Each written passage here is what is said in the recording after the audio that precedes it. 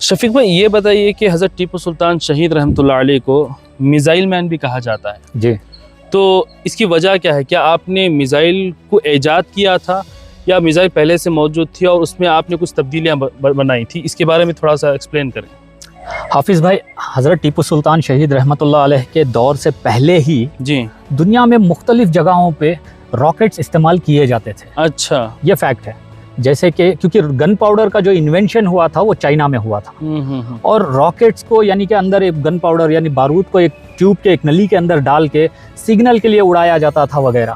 अच्छा। हाँ, और हाँ। तोपों को तो इस्तेमाल कॉमन था क्योंकि जी। 13वीं सदी या 14वीं सदी के बाद से ही पूरी दुनिया के हर इलाके के अंदर जी तोपों को इस्तेमाल किया जा रहा था। लेकिन साउथ इंडिया के अंदर मराठा फौजों के अंदर भी देखा गया है कि एक लिमिट तक रॉकेट्स का भी इस्तेमाल किया जाता था सिग्नलिंग के लिए वगैरह। जी। तो हज़रत टीपू सुल्तान जब बादशाह बने तो आपने पूरा इस रॉकेट के एक चीज़ को, जो रॉकेट सिग्नलिंग के लिए यूज़ की जाती थी वगैरह, उसको जंगों के अंदर हमले करने के लिए इस्तेमाल करवाए। और उन रॉकेट्स को दुनिया के पहली मिसाइल्स कहा जाता है क्योंकि उन रॉकेट्स को एक मेटल के ट्यूब के अंदर लगाया जाता था और बाहर जहाँ पे नोजल होता है, आप लोगों ने अमूमन देखा होगा जैसे दिवाली के जो रॉकेट्स होते हैं उन रॉकेट्स में एक तरफ से आग निकलने का होता है। हाँ। और एक तरफ से एक लकड़ी लगी होती है। बिल्कुल बिल्कुल उसी तरह से सिमिलर डिजाइन, लेकिन हज़रत टीपू सुल्तान ने यहाँ पे पूरा मेटल यूज किए थे। वाह। और जो लकड़ी की जगह पे एक तलवार को लगाया जाता था।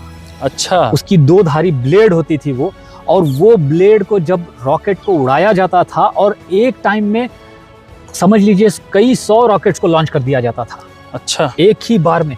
और जब वो घूमते हुए फिरते हुए वो रॉकेट जब जाके दुश्मन फौज पे पड़ते थे तो किसी का सर कट जाता था, किसी के हाथ, किसी के पैर, अफरा तफरी मच जाती थी फौजों के अंदर।